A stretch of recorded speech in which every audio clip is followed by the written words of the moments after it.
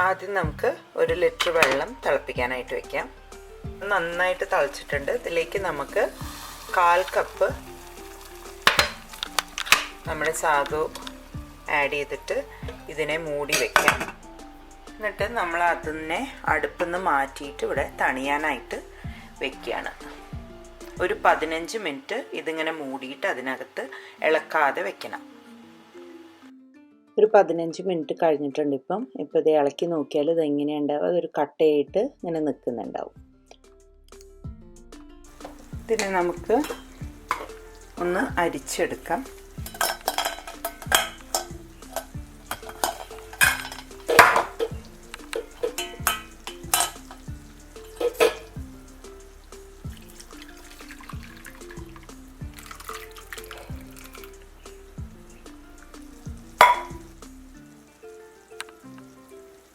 അതിനുശേഷം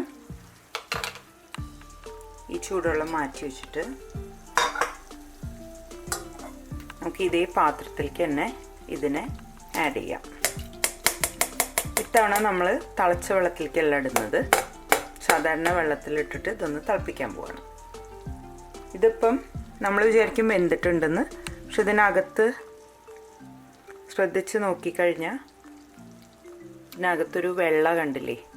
ഈ വെള്ള കാണുന്നതിൻ്റെ അർത്ഥം ആ വെള്ള സാധനം വെന്തിട്ടില്ല എന്നാണ്. ഞാനിപ്പോൾ ഇതിലേക്ക് വെള്ളം ഒഴിക്കുകയാണ്. നമ്മളിപ്പോൾ ഇതൊരു ഹോട്ട് ഡിഷിലേക്കാണ് ഈ സാബുദാന ഇടാൻ പോകുന്നത്, ഈ സാഗോ ഇടാൻ പോകുന്നത് വെച്ചാൽ നമുക്ക് ഇങ്ങനെ തന്നെ ഉപയോഗിക്കാം. ഇതിപ്പോൾ ഞാൻ തണുത്തതിലേക്കാണ് ഉപയോഗിക്കുന്നത്. അത് കാരണം ഇതിനെ ഒരിക്കൽ കൂടെ തിളപ്പിച്ച് സോഫ്റ്റ് ആക്കണം. ഇവിടെ വെച്ച് നമുക്കൊരു മീഡിയം ഹീറ്റിൽ ഒരു 10 മിനിറ്റും പിന്നെ ഒരു ലോ ഹീറ്റിൽ ഒരു 10 മിനിറ്റും വേവിച്ചെടുക്കാം.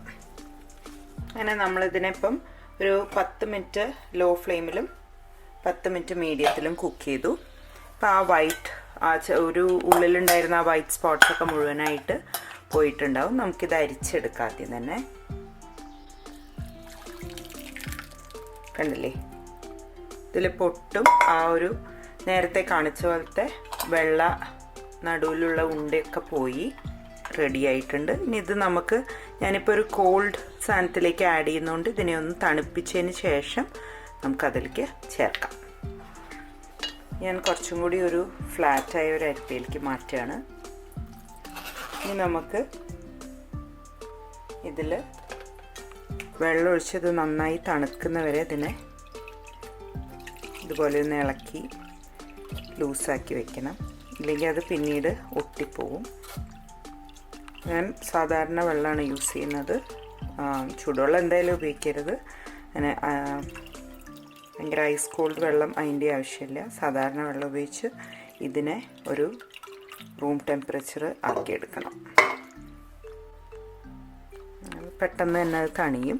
ഇത് ഓൾമോസ്റ്റ് റെഡി ആയിട്ടുണ്ട്. ഇനി നമുക്കിതിനെ ഫ്രിഡ്ജിൽ സ്റ്റോർ ചെയ്യാം. അരിപ്പയിൽ കഴുകിയെടുക്കാൻ സമയമില്ല എന്നുണ്ടെങ്കിൽ കുറച്ച് തണുത്ത വെള്ളത്തിൽ നിങ്ങൾക്ക് ഒരു 5 മിനിറ്റോ മറ്റോ ഇട്ട് വെച്ചിട്ട് ആദ്യം ഒന്ന് അരിച്ചെടുത്താൽ മതി. അങ്ങനെ ഈ വീഡിയോ നിങ്ങൾക്ക് ഹെൽപ്ഫുൾ ആയിരുന്നു എന്ന് വിചാരിക്കുന്നു. Thank you for watching my video. അടുത്ത വീഡിയോയിലൂടെ വീണ്ടും കാണാം. Take care. ബൈ.